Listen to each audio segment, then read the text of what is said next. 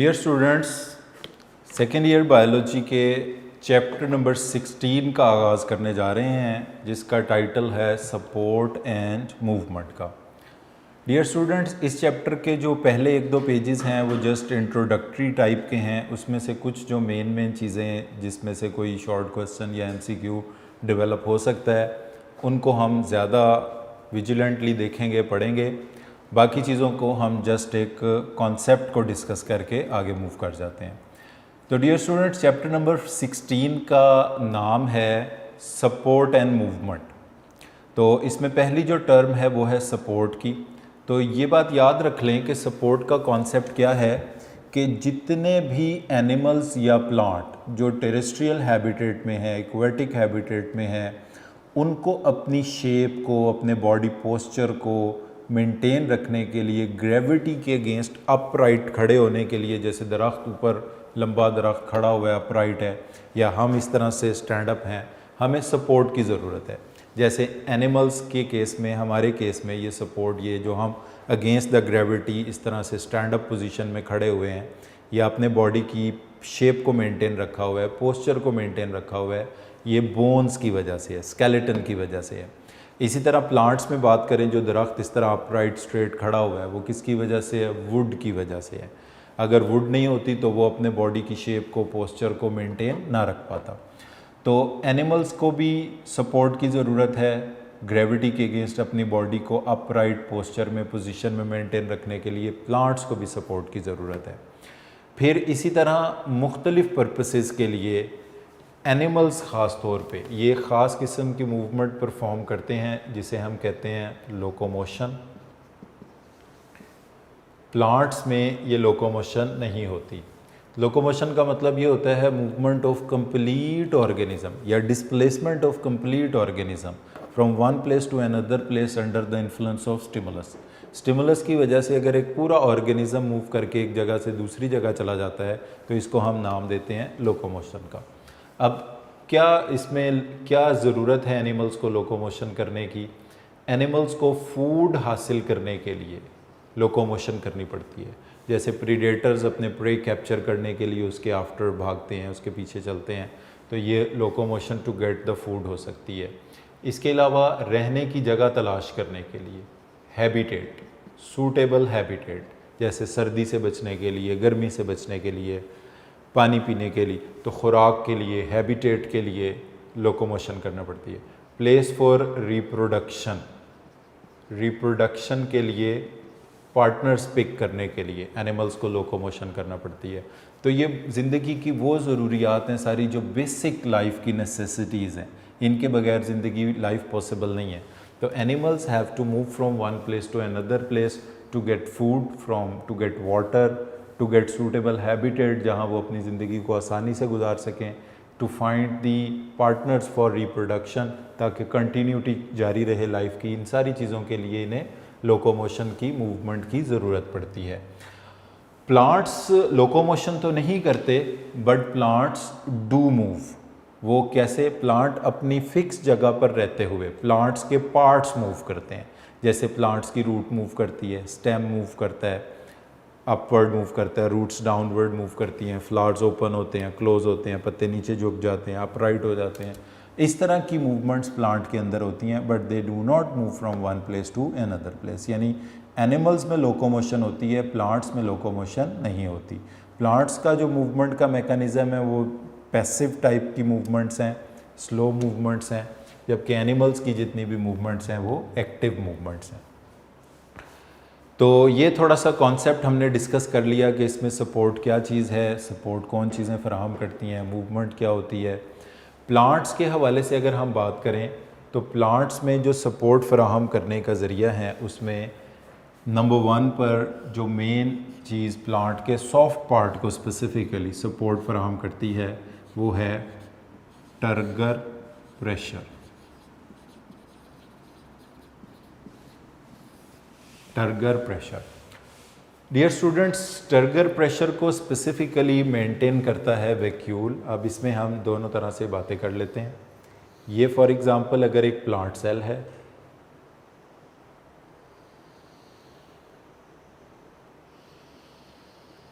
Plant cell की जो सबसे बाहर लेयर है वो इसकी सेल वॉल है। सेल वॉल के नीचे इसकी प्लाज्मा मेम्ब्रेन है और प्लांट सेल का न्यूक्लियस पेरिफेरी में होता है, साइड में होता है। और उसकी वजह ये होती है कि प्लांट सेल में एक बड़ा सा वैक्यूल पाया जाता है और वैक्यूल की मेम्ब्रेन को कहा जाता है टोनोप्लास्ट। ये भी एक एमसीक्यू है जो अक्सर पूछा जाता है कि वैक्यूल की मेम्ब्रेन को क्या कहा जाता है। The membrane of vacuole is known as tonoplast. अब डियर स्टूडेंट्स, यहाँ पर एक कुछ टर्म्स हैं वो भी मैं आपको बताता चलूँ साथ साथ। सेल वॉल जो होती है वो लिविंग मैटर का हिस्सा नहीं होती, लिविंग कंपोनेंट का पार्ट नहीं होती। सेल वॉल को छोड़ दें, प्लाज्मा मेम्ब्रेन को इंक्लूड कर लें, बल्कि पहले प्लाज्मा मेम्ब्रेन को भी छोड़ दें, न्यूक्लियस को और जितने भी बाकी साइटोप्लाज्मिक कंटेंट्स हैं including the vacuole, including the organelle, इनको अगर हम शामिल कर लें, न्यूक्लियस और साइटोप्लाज्म, इन दोनों को कलेक्टिवली कहा जाता है प्रोटोप्लाज्म। ये भी लिविंग मैटर के लिए एक टर्म है। अगर इसमें हम प्लाज्मा मेम्ब्रेन को भी इंक्लूड कर लें तो फिर इसको कहा जाता है प्रोटोप्लास्ट। तो ये थोड़ी सी एक टेक्निकल बात है जो आपने याद रखनी है। अगर आपसे पूछा जाए कि प्रोटोप्लास्ट प्रोटोप्लाज्म में क्या फ़र्क है, the whole cell excluding cell wall is known as protoplast. यानी प्लाज्मा मेम्ब्रेन भी, न्यूक्लियस भी, साइटोप्लास्ट, सब कुछ मजमूई तौर पर कहलाता है प्रोटोप्लास्ट। अगर इस प्रोटोप्लास्ट में से प्लाज्मा मेम्ब्रेन को निकाल दें तो फिर क्या बचेगा, प्रोटोप्लाज्म। यानी everything enclosed within plasma membrane is called protoplasm and everything enclosed within plasma membrane including plasma membrane. Plasma membrane को भी शामिल कर लें, साइटोप्लाज्म को भी शामिल कर लें, न्यूक्लियस को भी शामिल कर लें, तो फिर ये तीनों चीज़ें कलेक्टिवली क्या कहलाएंगी, प्रोटोप्लास्ट। और अगर प्लाज्मा मेम्ब्रेन को निकाल दें तो फिर ये क्या कहलाएगा, प्रोटोप्लाज्म कहलाएगा। तो हम टर्गर प्रेशर के हवाले से बात कर रहे हैं, स्पेसिफिकली जो स्टेम के, लीफ के, रूट के सॉफ्ट पार्ट्स हैं उनको सपोर्ट देना बेसिकली किसका काम है, टर्गर प्रेशर का काम है।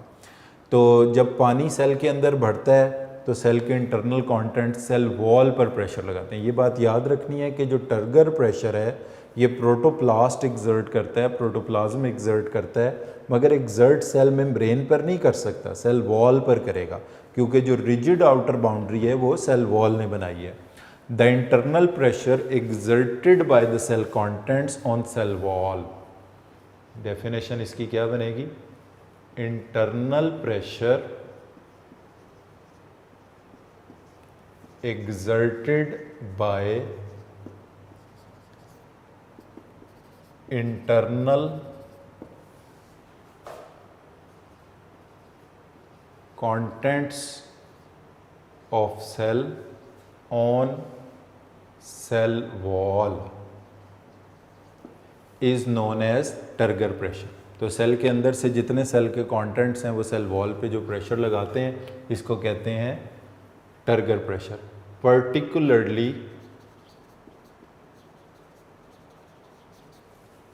by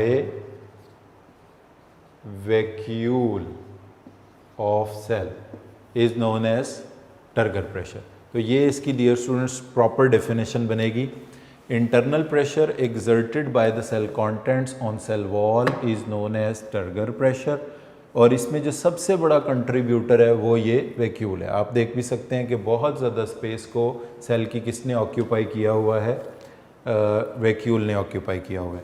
इसके हवाले से एक और शॉर्ट क्वेश्चन है जो पूछा जाता है, हाउ डज वैक्यूल, या टोनोप्लास्ट का वर्ड भी यूज़ कर सकते हैं क्योंकि वैक्यूल की मेम्ब्रेन को ही टोनोप्लास्ट कहते हैं। हाउ डज वैक्यूल और tonoplast maintain turgor pressure. Turgor pressure को मेंटेन करने में टोनोप्लास्ट या वैक्यूल किस तरह से इन्वॉल्व हैं, या how turgor pressure is maintained by vacuole और टोनोप्लास्ट, तो इसकी अब क्या एक्सप्लेनेशन है देखें। डियर स्टूडेंट्स, याद रख लें कि हम इसमें कहेंगे कि टर्गर प्रेशर में टर्गर प्रेशर को मेंटेन करने में वैक्यूल का बहुत अहम रोल है। वो अहम रोल इस वजह से है कि इस टोनोप्लास्ट में ख़ास किस्म के पंप्स पाए जाते हैं जिन्हें हम नाम देते हैं सोडियम पंप का, और ये सोडियम पंप ऑपरेट करते हैं एक्टिवली।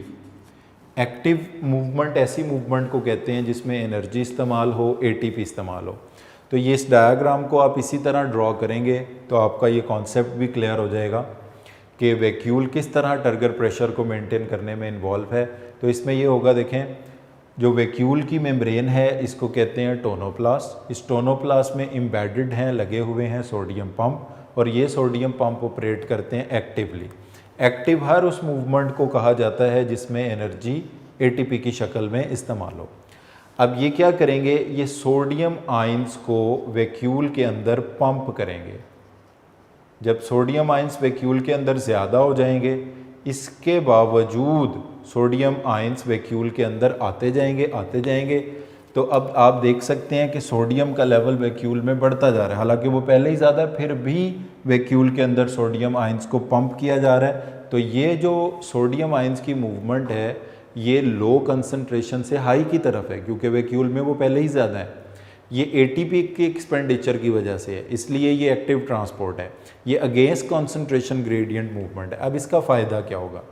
इसका फ़ायदा ये होगा कि इसकी वजह से सेल के वैक्यूल के अंदर का एनवायरनमेंट हो जाएगा हाइपरटोनिक, और इसको कंपनसेट करने के लिए पानी के मॉलिक्यूल भी किस में दाखिल होंगे? वैक्यूल में।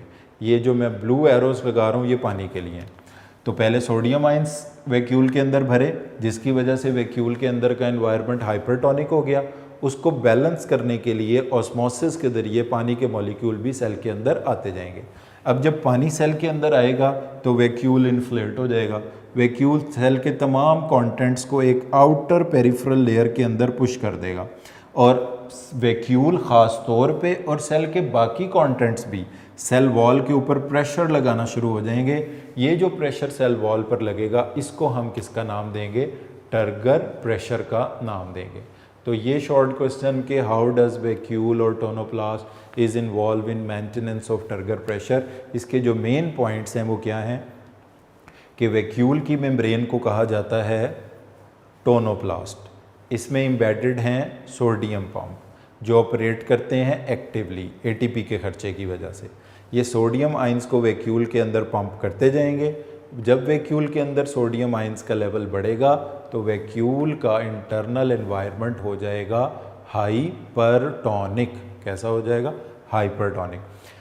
इंटरनल एनवायरनमेंट हाइपरटोनिक हो जाएगा। इसको बैलेंस करने के लिए पानी के मॉलिक्यूल भी वैक्यूल में जाएंगे, और पानी के मॉलिक्यूल वैक्यूल में कैसे जाएंगे? ऑस्मोसिस के ज़रिए जाएंगे। अब जब पानी से वैक्यूल भर जाएगा तो पानी सेल की तमाम चीज़ों को बाहर की तरफ पुश कर देगा, पेरीफ्री के अंदर धकेल देगा। ना सिर्फ वैक्यूल, सेल के अंदर के जितनी भी चीज़ें हैं वो तमाम मिलकर इस बाहर वाली सेल वॉल पर एक प्रेशर लगाएंगे, जिससे सेल इन्फ्लेट हो जाएगा, फूल जाएगा, रिजिड हो जाएगा। इसको हम नाम देंगे कि सेल के अंदर सेल टर्जिड हो गया है, और जिस प्रेशर की वजह से टर्जिड हुआ है इसको हम कहेंगे टर्गर प्रेशर। ये एक दो टर्म्स हैं। The swollen rigid state of the cell, cell फूला हुआ है और सख्त है, रिजिड है, is known as turgid state. This phenomena is known as turgidity, and the pressure which makes the cell turgid is known as turgor pressure. इस pressure को क्या कहा जाता है? Turgor pressure. एक बार फिर ये डेफिनेशन देख लें। internal pressure exerted by internal contents of cell on cell wall, particularly by vacuole of cell। Basically cell के तमाम कंटेंट्स ही टर्गर प्रेशर बिल्ड कर रहे हैं, मगर उसमें सबसे बड़ा कंट्रीब्यूटर कौन है? वैक्यूल है, is known as turgor pressure. इसको कहा जाएगा टर्गर प्रेशर। एक ये डेफिनेशन हो गई इसकी, दूसरा ये एक शॉर्ट क्वेश्चन है कि how does vacuole tonoplast maintain turgor pressure. तो उसका आंसर हमने देखा कि टोनोप्लास्ट में सोडियम पंप की मौजूदगी बेसिकली वजह बनती है कि किस तरह से ये टर्गर प्रेशर को मेंटेन करने में इन्वॉल्व है। यहाँ पर डियर स्टूडेंट्स एक बायोटेक्नोलॉजी की एप्लीकेशन है इसके हवाले से, उसका भी थोड़ा सा जिक्र आपको बताता चलें कि कुछ ज़मीन ऐसी होती है जिसमें सॉल्ट्स बहुत ज़्यादा होते हैं, सैलिनाइजेशन, जो हाई सॉल्ट्स वाली ज़मीन होती है उसमें बंजर ज़मीन कंसिडर किया जाता है, उसमें पौधे ग्रो नहीं करते। तो बायोटेक्नोलॉजी ने कुछ ऐसे पौधे बनाए हैं जो हाई सॉल्ट वाली ज़मीन के अंदर भी ग्रो कर सकते हैं। तो वो प्लांट कैसे ग्रो, उनको क्या उनमें चेंजेस किए हैं कि वो इस काबिल हुए हैं। तो उनमें सिर्फ इतना चेंज किया है कि उनकी टोनोप्लास्ट के अंदर ये नंबर ऑफ सोडियम पंप्स बढ़ा दिए, 50 थे तो 100 थे तो 1000 2000, यानी आम पौधों के मुकाबले में अगर किसी प्लांट सेल की टोनोप्लास्ट में वैक्यूल की मेम्ब्रेन में सोडियम पंप ज़्यादा होंगे तो वो सेलेनाइजेशन वाली सॉइल के अंदर ग्रो कर सकेंगे। कैसे भला? वो एक्स्ट्रा सोडियम आइंस को वैक्यूल में जमा कर लेंगे। जब ये सोडियम आइंस वैक्यूल में होंगे तो ये सेल के साइटोप्लाज्म की मेटाबॉलिज्म में इंटरफेयर नहीं करेंगे, तो इस तरह वो प्लांट सर्वाइव कर जाएगा और वो सेलेनाइजेशन वाली सॉइल के अंदर भी ग्रो कर पाएगा। तो डियर स्टूडेंट्स, छोटे प्लांट्स के लिए, हर्बेशियस प्लांट के लिए जो मेन कंट्रीब्यूटर था सपोर्ट के लिए, शेप को मेंटेन करने के लिए, वो टर्गर प्रेशर। इसके अलावा प्लांट में दो मेन टिश्यूज़ पाए जाते हैं जो कि टर्गर सपोर्ट का काम करते हैं, प्लांट्स के, जिन्हें सपोर्टिंग टिश्यूज़ कहा जाता है। जो मेन सपोर्टिंग टिश्यूज़ प्लांट में काम करते हैं सपोर्ट के लिए, उसमें शामिल हैं नंबर 1 पे कोलन काइमेटस, कोलन काइमेटस भी कह सकते हैं आप इनको, कोलन काइमा भी कह सकते हैं। दूसरे नंबर पर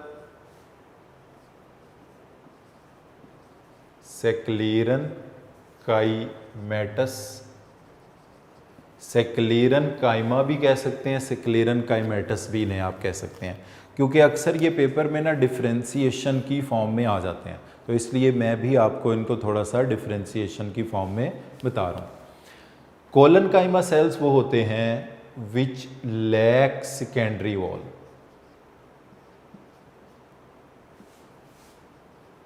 विच लैक सेकेंडरी वॉल।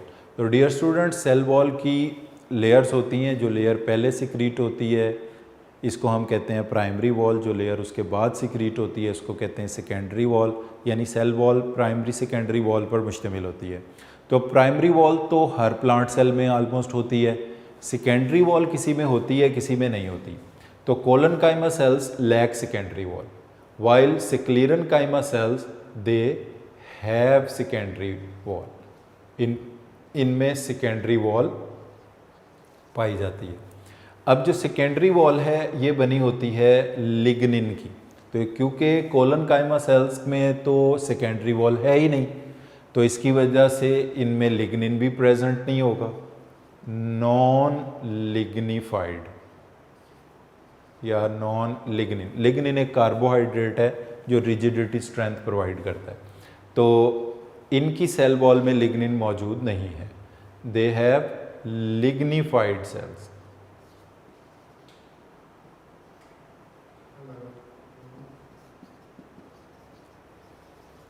यानी कोलन काइमा की सेल वॉल में लिग्निन एब्सेंट है, सेक्लेरन काइमा की सेल वॉल में लिग्निन प्रेजेंट है।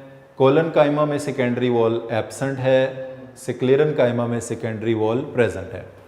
अब जिनमें लिग्निन एब्सेंट हो, सेकेंडरी वॉल एब्सेंट हो, ओवरऑल इनकी जो सेल वॉल की थिकनेस है वो कम होगी, इनकी सेल वॉल में थिकनेस कम होगी, लेस। और जिनमें सेकेंडरी वॉल भी प्रेजेंट है, लिग्निन भी प्रेजेंट है सेल वॉल में, they have thick secondary wall, या इनकी जो थिकनेस ऑफ वॉल है वो ज़्यादा होगी। तो जिनकी सेल वॉल की थिकनेस ज़्यादा है वो सेक्लेरन काइमा सेल्स हैं, जिनकी सेल वॉल की थिकनेस कम है वो कोलन काइमा सेल्स हैं। अब अगर हम इनके एक सेल को ड्रॉ करके देखें तो इस तरह से ये फॉर एग्ज़ाम्पल एक सेल है, इसकी सेल वॉल है, इसके अंदर वैक्यूल है और न्यूक्लियस है।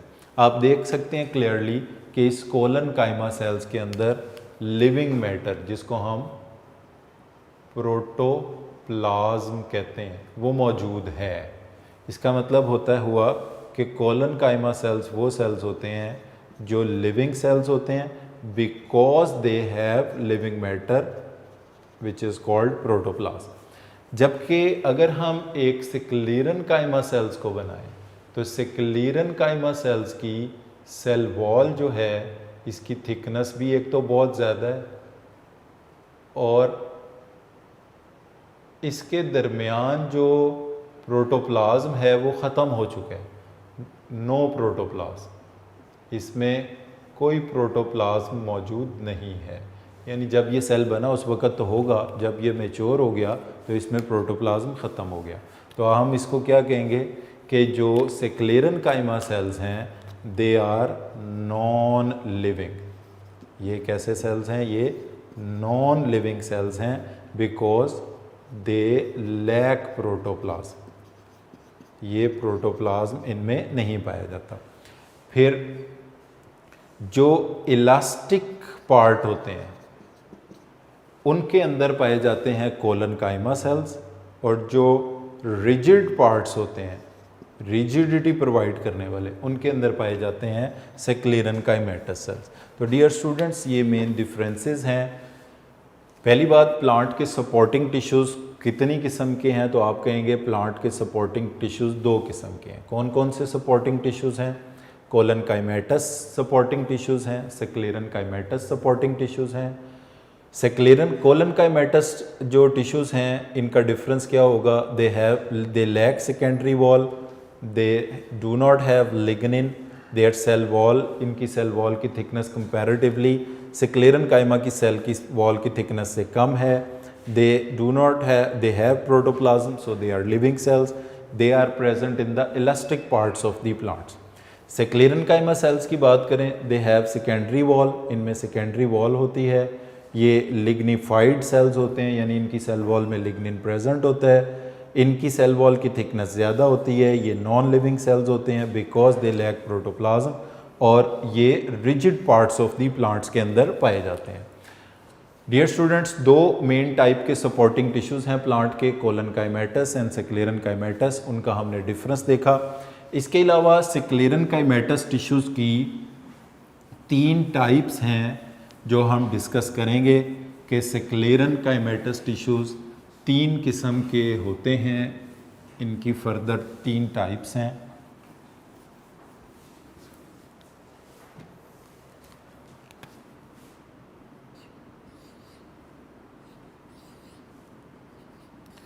सेक्लेरन काइमेटस टिश्यूज़ की डियर स्टूडेंट्स 3 टाइप्स में से पहले नंबर पर आते हैं ट्रैकिड्स, जिनको फाइबर्स भी कहा जाता है। दूसरे नंबर पर इसमें आते हैं स्क्लेराइड्स, और तीसरे नंबर पर इसमें आते हैं वेसल्स। तो डियर स्टूडेंट, सेक्लेरन काइमेटस टिश्यूज़ की 3 मेन टाइप्स हैं, और सेक्लेरन काइमेटस टिश्यूज़ होते क्या हैं वो हम डिस्कस कर चुके हैं कि सेक्लेरन काइमेटस टिश्यूज़ वो होते हैं जिनमें सेकेंडरी वॉल प्रेजेंट होती है, जिसमें लिग्निन प्रेजेंट होता है, जिनकी सेल वॉल थिक होती है। जब ये मैच्योर होते हैं तो ये अपना प्रोटोप्लाज्म लूज़ कर देते हैं, इसकी वजह से ये नॉन लिविंग सेल्स होते हैं। ये टफनेस, रिजिडिटी, हार्डनेस प्लांट के पार्ट्स को प्रोवाइड करते हैं। इनकी जो पहली टाइप है जिसको हम कहते हैं फाइबर्स या ट्रैकिड्स, इन्हें हम बोलते हैं, ये लॉन्ग एंड सिलेंड्रिकल फॉर्म के होते हैं और exist as solid bundles in xylem. Xylem को पहले हम बना लें ज़रा, जाइलम के सेल्स किस तरह काम करते हैं। वेसल्स, या जिसको ट्रैकिया भी कहा जाता है, पहले इनको बना लें, फिर ये आपको बात समझ आ जाएगी। ये सेल्स हैं कुछ जो इस तरह एंड टू एंड जुड़े होते हैं। अब इनकी जो एंड वॉल्स हैं वो डिसअपीयर हो जाती हैं जो सेल्स एंड टू एंड जुड़े होते हैं और जिनकी जो वॉल्स हैं वो डिसअपियर हो जाती हैं,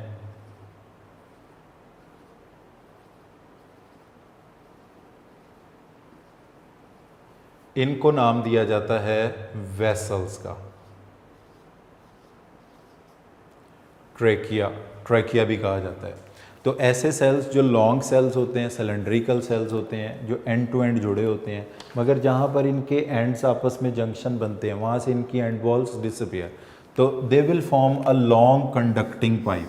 तो वेसल्स या ट्रैकिया उन्हें हम कहते हैं which form a long conducting pipe. इनको नाम दिया जाएगा वेसल्स का या ट्रैकिया का। अब इनके अराउंड जो सेल्स पाए जाते हैं वो भी लॉन्ग एंड सिलेंड्रिकल ही होते हैं। Long cylindrical cell which exist as solid bundles in xylem, जो इनके गिर्द पाए जाते हैं एज सॉलिड बंडल्स वेसल्स के, जाइलम वेसल्स के अराउंड पाए जाते हैं, इनको नाम दिया जाएगा ट्रैकिड्स का या फाइबर्स का। और इनको बंडल कैप भी कहा जाता है। ये जो लेयर ऑफ सेल्स मौजूद होती है अराउंड द जाइलम, इसको कहा जाता है बंडल कैप। तो ट्रैकिड्स या फाइबर्स वो सेल्स होते हैं जो सॉलिड बंडल्स की फॉर्म में होते हैं इन जाइलम के अराउंड होते हैं और वेसल्स के अराउंड होते हैं, और ये बंडल कैप्स बनाते हैं। अब तीसरे नंबर पर आते हैं वो सेल्स जो कि सिक्लेरॉइड्स जिनको हम कहते हैं, ये शॉर्ट फॉर्म्स के अंदर होते हैं। ये एग्जिस्ट करते हैं सीड कोट में और नट शेल्स में, और वहाँ पर ये होते हैं to give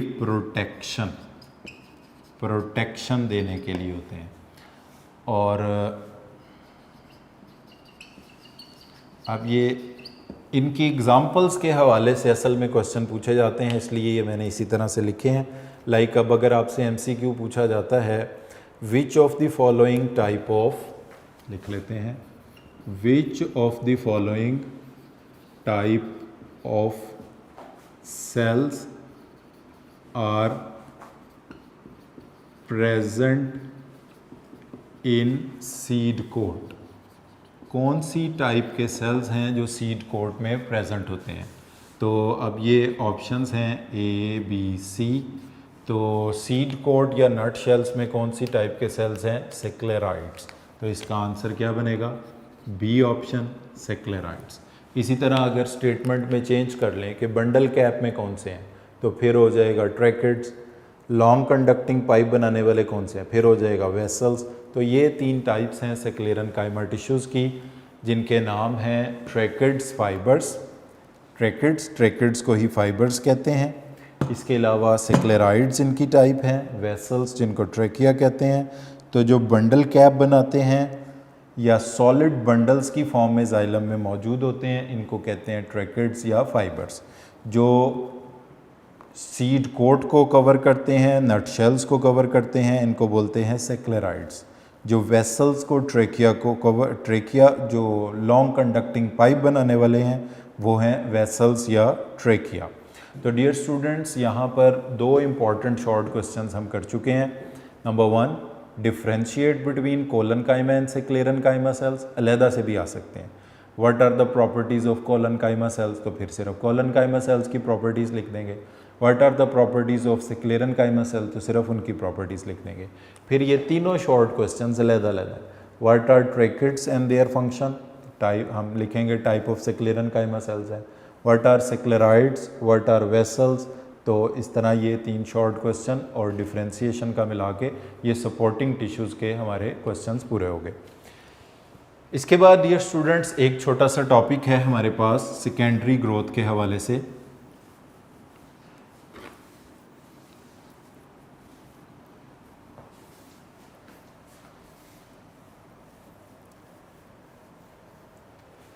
secondary growth dear students ऐसी ग्रोथ को कहते हैं जिसमें प्लांट का डायामीटर, मोटाई, चौड़ाई, थिकनेस में इजाफा होता है।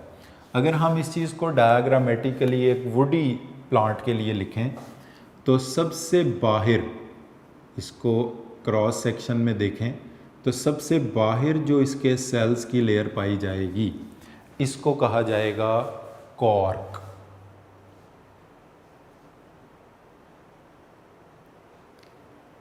और इस कॉर्क के नीचे वो सेल्स होंगे जो इस कॉर्क को प्रोड्यूस कर रहे हैं। कॉर्क को प्रोड्यूस करने वाले सेल्स पाए जाएंगे बिलो द कॉर्क और उन सेल्स को कहा जाएगा कॉर्क कैम्बियम। Cork cambium. तो सबसे आउटर मोस्ट जो सेल्स की लेयर जो कि dead waterproof covering of cells की फॉर्म में हमें नज़र आते हैं इनको कहा जाता है कॉर्क। कॉर्क के बिलो वो सेल्स हैं जो कॉर्क को प्रोड्यूस करने वाले हैं, इनको कहा जाएगा कॉर्क कैम्बियम। कॉर्क कैम्बियम के नीचे अनदर लेयर ऑफ सेल्स है, इस अनदर लेयर ऑफ सेल्स को कहा जाएगा कॉर्टेक्स।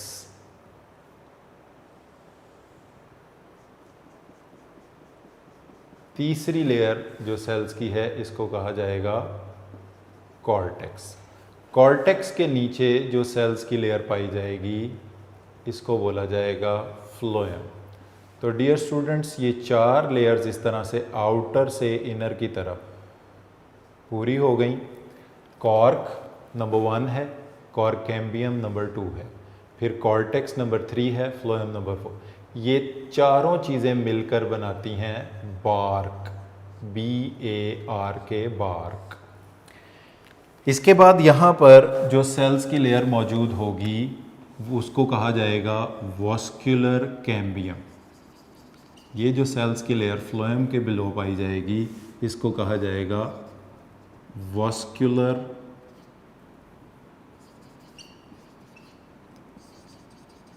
कैम्बियम। वॉस्क्यूलर कैम्बियम के बिलो जो लेयर्स पाई जाएंगी उसमें ये नंबर ऑफ लेयर्स होंगी, एक से ज़्यादा लेयर्स होंगी।